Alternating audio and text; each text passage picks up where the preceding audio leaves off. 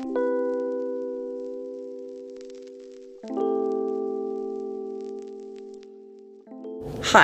welcome back to my channel. Today we're going to be talking about the books that I read in the month of October. Let's get started. October didn't go exactly as I had planned. I had planned really to read like a shit ton of books because I figured that since it's like the spooky season, I would just be prepared. I would just instantly be like, oh my god, yes. I finally just out of nowhere had this sudden desire to just read just everything. And it's completely just natural. Surprise, surprise, that didn't fucking happen, bitch. It didn't fucking happen. But I didn't read nothing. I read 6 things. That's not bad. That's nothing to, you know, be ashamed of. I'm not ashamed. 6 is respectable. Before we get started, I do just want to quickly mention something to you, something that's like been on my mind, something that I've been thinking about quite a bit. It's just a bit hard to say, you know, it's just hard to come out with. So I'm just gonna try to be blunt. I just need to say that they were wrong. And you're like, bitch, who? Literally anyone and everyone who's ever doubted you. That person, those people, your family, your ex-friends, your ex-boyfriend, your ex-girlfriend, your partner, you know, your grandma, your auntie, your teacher, anyone who has ever doubted you. They were fucking wrong. They couldn't handle your greatness. They could not handle the shine coming off of you. And so instead of embracing you, instead of cheering you on, they felt defensive because they thought that maybe your illumination would take away from theirs. To every single person who's ever doubted you, to every single person who's ever told you that you couldn't do something or that you were too weak, you weren't smart enough, you weren't artistic enough, you weren't creative enough, you weren't good enough. I just need you to know that they were fucking wrong. Every single fucking one of them. You are proof that things can happen. You are proof that with hard work, dedication, and a little bit of fucking bad bitchery, anything can fucking happen, okay? Your dreams are coming true. Your goals are being achieved. You are the person that you were meant to be. And you're gorgeous while you're doing it, literally. So fuck those people because they don't know what the fuck they're talking about, obviously. Plus they're probably ugly, let's be honest. And you just keep doing you, baby. You just keep living your fucking dream. You keep striving and thriving, okay? Because literally just you existing is enough for them to shit themselves. And we love that. We love that. At the end of the day, the people who support you and care for you will be there.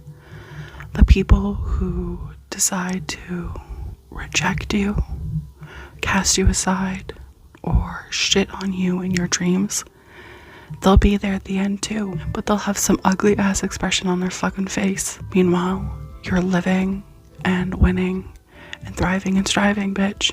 And at the end, you can really say, who's fucking laughing now, bitch? Who's laughing now? Me. I'm fucking laughing. We're fucking laughing. Okay? I hope you don't let these small-minded, insignificant, tiny, negative, fucking full of bullshit remarks of people who are like literally ugly to heart, because you are that bitch. You are the bitch. And don't you fucking forget it, bitch.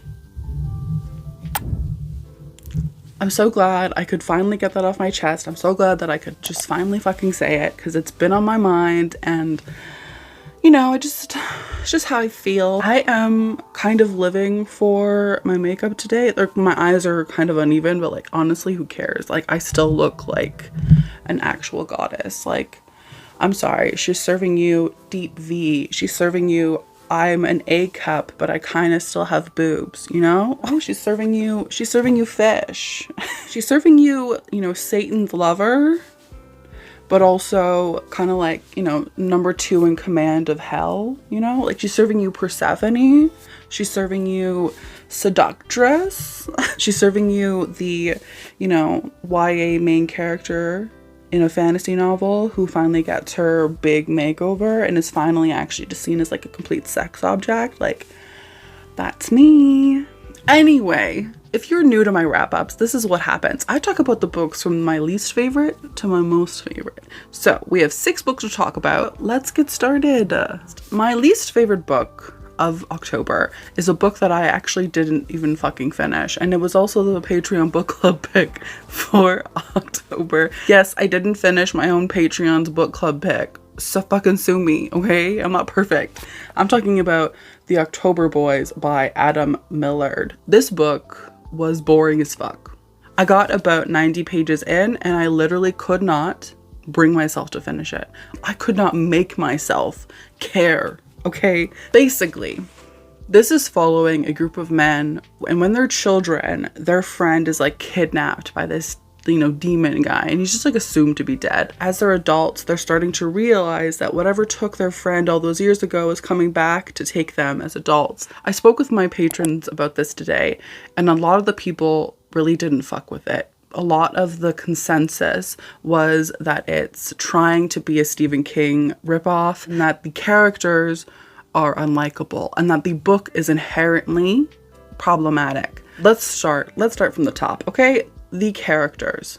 I don't give a single flying fuck about any of them, okay? Most of them were awful. They're just straight cis men who hate women and their wives, love to just criticize other people for, everything, but don't actually take any accountability for themselves. I hate that shit, because men will do the bare fucking minimum and then still fucking complain that they're doing too fucking much. No.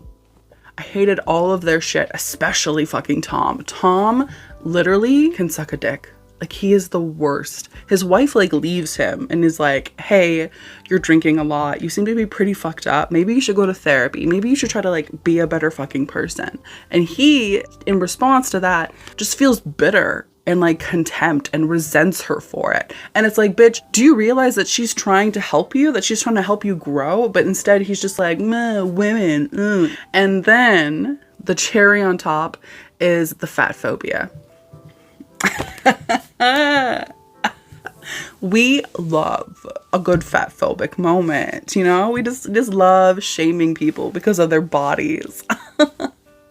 So fun. So the kid that dies in the beginning is chubby. He's fat. Throughout the book, whenever they mention this kid who literally got fucking murdered, he was their friend and he got fucking murdered, whenever they fucking mention him, they also bring up the fact that he was a big child. It's so hard to feel sympathy for people, for characters who are grieving for their friend, but then within the same time that they're grieving, they are shaming their dead fucking friend for being fat. In what universe? In what the gall, the gumption, the cojones, the audacity. Make it actually make fucking sense, because it doesn't make fucking sense. Make it make sense, Mr. Millard. We don't love misogyny. We don't love fat phobia. And apparently the ending of the book is a whole fucking mess. I don't know. My patrons told me that everything is resolved in 5 pages at the end of the book. And so I'm kind of glad I didn't finish it. I was already forcing myself to read this much of the book. That no. Oh my God, look at Bug. Look at him. Oh, sweet angel. Oh, he's so sweet. He's so sleepy. Do you see him?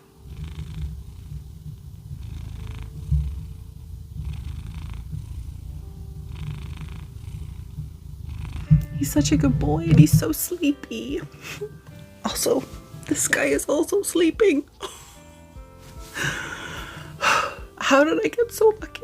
So 0 out of 10 would not recommend The October Boys. I think there are other novels that do something very similar, that do it much better and aren't necessarily trash about it. In October, I also read a book that I was really, really excited for, and that is The Smashed Man at Dread End. This book is by J.W. Ocker, or Oker? Is it Oker or Ocker? I don't fucking know. Anyway, it's a middle grade horror novel, which is kind of fun. We kind of love that. This is about No. No moves into a new neighborhood with her family. And when she moves in, on the first day, she notices these girls. And they're kind of just off in the distance. And they're just And so No is like, you know, staring back, being like, you know, these girls approach No and they're like, hey. And she's like, hi. And they're like, listen, we don't want anything to do with you. We don't want to even like associate with you, but don't go into your basement. Don't go into your basement at night, okay? And so No is like, the fuck? Cut to, No goes into her basement because, you know, what else? Like, I'm sorry, if somebody comes up to you and is like, don't go into your basement, it's bad news.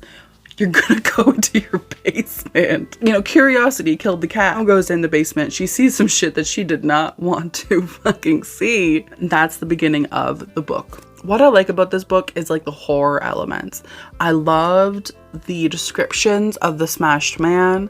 I loved the creepy kind of like, you know, time is of the essence kind of feeling of the book. I also really enjoyed No as a main character, and I like the fact that Jay includes like a struggle for her in terms of like sleepwalking. Overall, I think that this is a really fun book, and I honestly don't have that much to say about it. The only negatives that I can say really is that at some points the plot felt a little bit convoluted. But other than that, I think it's a really fun middle grade novel.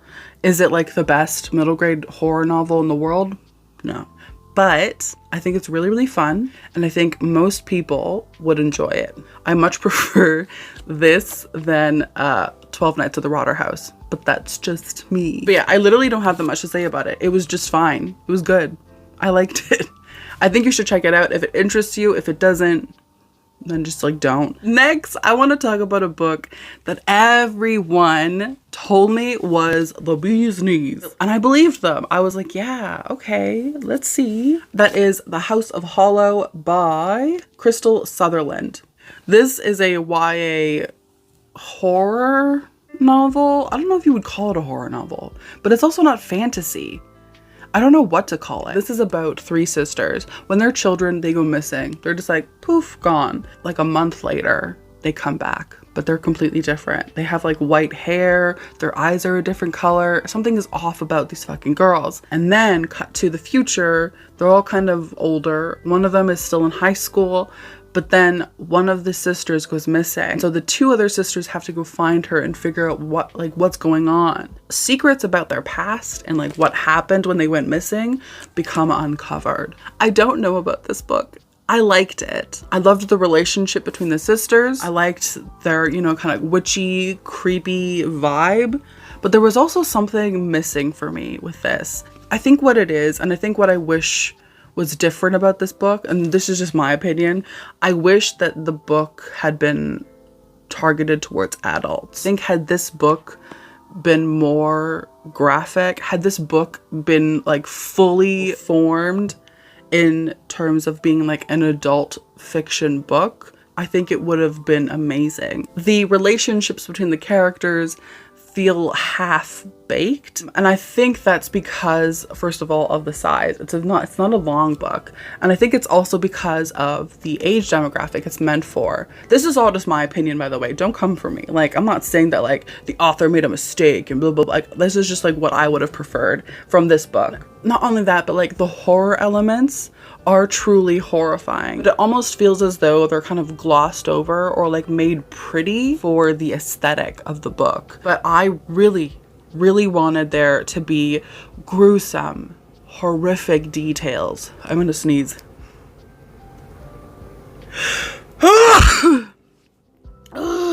The book feels almost as if the author is trying to make the horror, the gruesome parts of the book, the grotesque parts of the book, almost like beautiful, almost like poetic. It reminds me a lot of like that kind of like Wilder Girls type of vibe, do you know what I mean? Where it's like, oh my god, we have like flowers sprouting out of our skin, and it's just like, it's not supposed to be sexy or cute. It's just like, oh, it's so dangerous. It's just like, you know, and it's like, okay, that can be kind of like poetic. I get it. I see the symbolism. But at the same time, like, imagine you have a fucking rosebud peeking out of your skin, and as it's like peeking out, your skin is like being torn apart, and like blood and like tissue is being, you know, sprouted out from the wound as the flower blooms. Maybe there's like human tissue within the flower.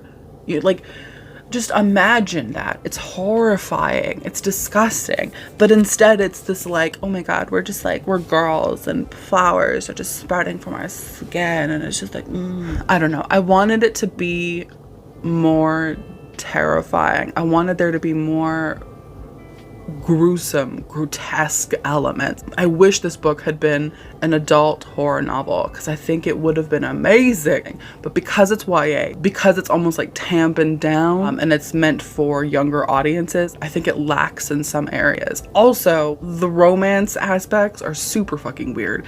I didn't get it. Like, why? Why? Just why? Why? But things that I did really like about this book are the ending. I did like the ending. I really liked, you know, finding our sister, adventure. Oh no, a bad guy. Ooh. And I did like this book overall. I think I gave it 4 stars out of 5. Like, I just wish there'd been more. Honestly, most of these books, all of these books actually, are ones that I really enjoyed, except for, you know, fucking October boys. But most of these books I really fuck with, and I would recommend that you pick them up. Next, let's talk about Halloween Fiend by C.V. Hunt. So this is a horror novella about this town, and each and every single night, everyone in the town has to put like some kind of live sacrifice on their door, because each and every single night there's this creature called Halloween that comes out and it's just like, hey, give me stuff, sacrifice stuff to me or I'll like fucking kill you. And so they're like, okay, cool. So they put stuff out for him. The book is following one particular dude who kind of has like a weird relationship with Halloween. And yeah, things escalate. This book reminds me of The Lottery by Shirley Jackson if it was set around Halloween time. It's kind of spooky. It's kind of fun. You get this atmospheric feeling of the town and the people and everyone kind of being like almost brainwashed by the idea that they have to conform to the ideas of being subservient to Halloween. The main character is boring. I literally didn't care about him at all. I think the main character is meant to be maybe morally gray. I'm not sure. But either way, I don't want to say too much because I don't want to give anything away. But what I will say is the ending of this fucking book fucked me up. I loved the ending to this book. The first half, I was like, okay, whatever. But the ending of the book is truly what got me. I love it when horror specifically doesn't give you a happy ending. There's something about an unhappy ending in a horror novel that just like feeds the little demon that lives inside me. That just makes me so happy. I love it. 10 out of 10. I really enjoyed it. And I think honestly you could read this at any point of the year. I don't think you need to read this at Halloween at all. I really liked it. I think you should read it. I couldn't decide whether to put this book or Halloween Fiend first or second. So in my mind, they are at the same level. I'm talking about Halloween Moon by Joseph Fink. This is another middle grade horror novel. I'm kind of in my middle grade feelings at the moment. Halloween Moon is about this girl named Esther. Esther fucking loves Halloween. She lives for Halloween. Halloween is her favorite time of the year. And, you know, it's like Halloween time. She's getting ready for everything. And her parents are like, listen, Esther, maybe you should just chill out. You know, maybe you should like just, you know, not dress up for Halloween this year. Maybe you should stay home. You're getting kind of old. Like, we're kind of worried. Like, you're old. And Esther is like, the fuck? Excuse me? How dare you talk to me that way? I'm never going to be too old to trick or treat. Like, how dare you? How dare, who do you think you are? But she lies and she's like, yeah, you're right. I just won't trick or treat. I'm not going to do it. I just won't do it. I just won't. And so her parents are like, okay. We think you're lying, but okay. And so she is lying and she convinces her friend to go trick-or-treating with her. When they start trick-or-treating, they soon realize that things are not normal. Some things are weird. There are children trick-or-treating, of course, but these kids look strange. Their fucking faces are weird. They're wearing like tattered clothing. They seem to be making like these weird clicking noises. And it soon's become apparent that something fucking weird is going on this Halloween night and not everything is gonna be, you know, peachy fucking keen. What I really really love about this book is the ending. Now, the first like 50% is really good. I really liked it. It's a fun, fast-paced little, you know, horror novel about a girl trying to defeat these people who want to take over the world and turn it into like some creepy Halloween place. But the ending of the book kind of just punches you. I was gonna say in the balls. That's not what happened. The ending of the book kind of punches you in your heart. Literally, it feels as though it sucker punches you a little bit with all of these feelings, because the ending of the book is so heartfelt, so wonderful, so fun, and it's actually surprisingly kind of adult. Like, it reads in the beginning as like something that like a 10 or to 12-year-old would read, but the more you go on, you're like, holy fuck, this is getting kind of dark. What I also really liked about it was the depiction of like sexuality. Like, these kids have fucking crushes. And of course they do. They're children, like they're coming into puberty or whatever, but there's this like very willingness to express the fact that like, of course they want to fucking make out. Of course they want to kiss each other. Of course they want to like, you know, hold hands and be very like physically intimate. And I really enjoyed that about this book, because often you don't really see that in middle grade. You don't see this like exploration of like, oh my God, like kissing? What? And I like that a lot about this book. Not only that, but like the characters are so cute. Everything is so well paced. The plot is really, really fun. Honestly, I really, really fuck with this book. This book does not feel like it's only meant for Halloween. I think you could read this book at any time of the year, and I think it would be still just as good. I really, really fuck with this. I hope you guys give it a read. It's such a cute, fun book. And just the ending. The ending. Oh. The last book I want to talk about, and my favorite book of October, was Revenge by Yoko Ogawa. Oh my fucking God. Why did no one tell me? I mean, everyone told me, actually. Everyone said it, but I'm an idiot. I didn't listen. This is a short story collection. Each story is connected, and each story has this kind of central theme of revenge. And oh my God. I listened to the audiobook, and it was just so much fun. There's just so much weird shit in here, and I live for it. It's horrific and weird, but compelling. Oh my God. My favorite stories are Sewing for the Heart, Welcome to the Museum of Torture, Lab Coats, and The Last Hour of the Bengal Tiger. But quite honestly, all of the stories in this book are really, really good. That's one of the things that I don't like about short story collections, is that you go from story to story, but they don't have a very like central atmosphere. It changes with each story. When you're reading one story, you're used to the atmosphere of that story, but then you move on to the next one, and it's like completely different. But this story, the atmosphere feels very similar, and so it's very easy to sort of just like blend it all together. Beautifully done, gorgeously done. The translation is wonderful. I don't want to say too much because I don't want to give anything away. I don't want to, you know, tell you the synopsises of each story. But what I will say is that it's weird, it's creepy, and it's legitimately so entertaining. So entertaining. I still think about Sewing for the Heart. I'm telling you, I'm sure you have read this, because I think I'm like the last one. But if you haven't read this, give it a shot. Give it a chance. You're gonna love it. If you don't, you can like literally punch me in the face.